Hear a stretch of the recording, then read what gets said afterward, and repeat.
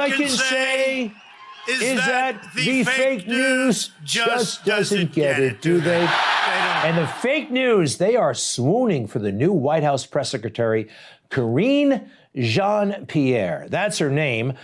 They gave her a great big party, and they said goodbye to Jen Psaki last week, but somehow Jen Psaki is still there. I don't know what the heck's going on when she actually takes over, but the new girl, Karine Jean-Pierre, she seems very sweet when you meet her. She seems very nice, and but you listen to the stuff she says and the stuff she's tweeted.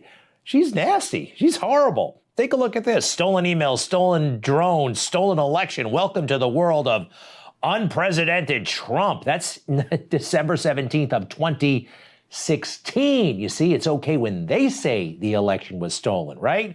Next, reminder, Brian Kemp stole the gubernatorial election from Georgians and Stacey Abrams. Okay, yeah. It's okay when the left says it, especially somebody like Karine Jean-Pierre. She can go on talk shows and be as crazy and wild as she wants because she's woke and she's left. And, by the way, she's black and a lesbian.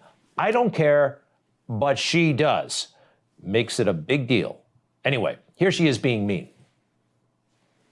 The president has the temperament of a toddler and the mind of a white supremacist. He knows that he's emboldening racists and bigots. A white man with all of his privilege comes on stage and steps into our personal space. Donald Trump's racism is a toxic and dangerous brew. We've known Donald Trump has been a racist for a very long time. That is not surprising. When you look at those protests, Joy, of those folks who want to take over the Capitol because they want to reopen the government, they're mostly white men, and they're mostly angry, and they have so much hate. Oh, those white men. We can't stand those white men.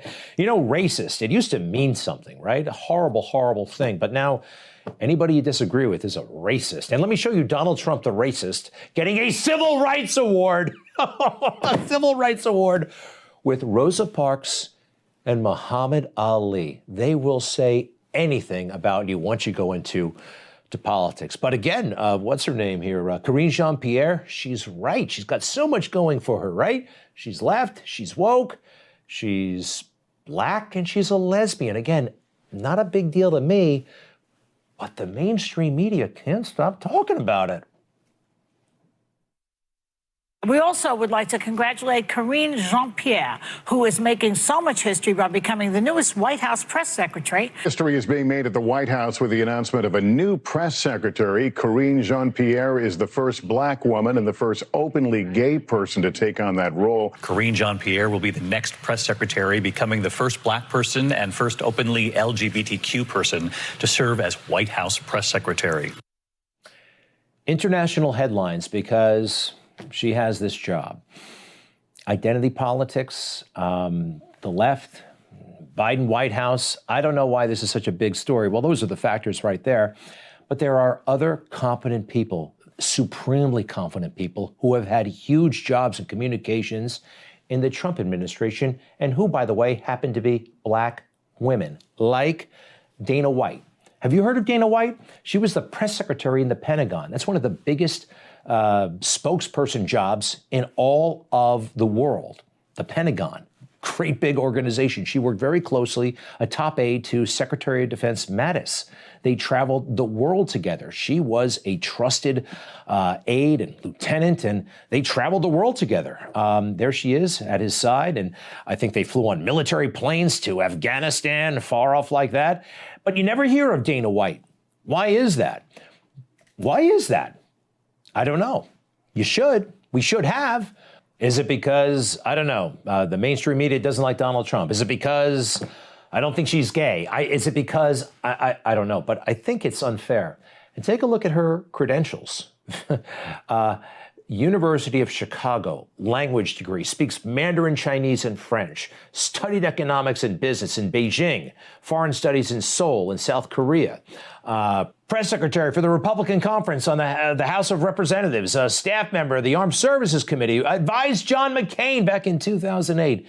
These are serious credentials, and her service should have been celebrated. It won't be forgotten. It will not be forgotten. Well done, Dana White. All right. Also, we saw Joe Biden today struggling, hemming, hawing. He's in front of the nation's media. You can't see it, but there are like 100 or so reporters in the room. And what are they not asking about? They're not asking him about the laptop that has now been verified. Joe Biden told us, everybody, that was Russia disinformation, and he doesn't get asked about it. And look at how he can control the conversation. He finishes up his phony baloney event about inflation, and then he can say, you can't ask me anything, only about what I just said, only about inflation. And it works. You're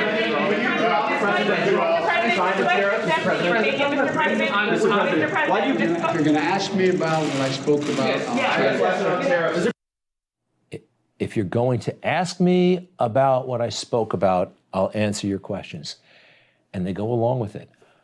I mean, is that how it works? I just saw the White House Correspondents' Dinner. They just told me that, they'll search for the truth and they'll find the lightness from the darkness, right? They love talking about how important they are and their job is. Just listen to them. To gird our democracy, we reporters believe that in the United States, no man or woman who holds or seeks power is above being questioned. Our democracy depends on journalists shining light and truth upon darkness and lies, and bringing accountability to officials at every level of our government.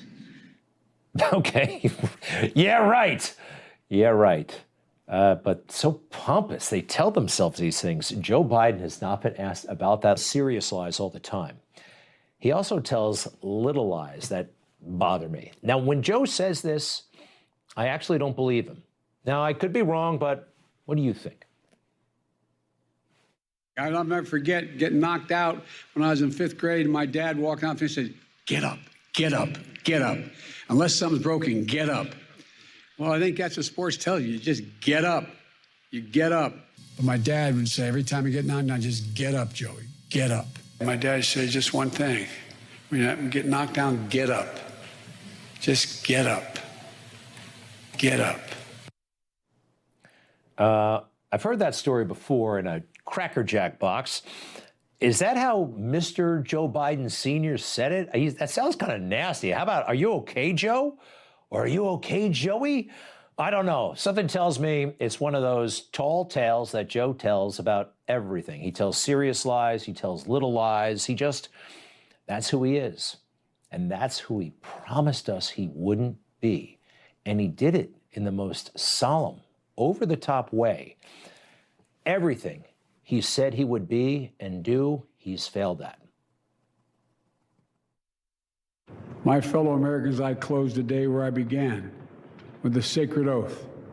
Before God and all of you, I give you my word. I will always level with you.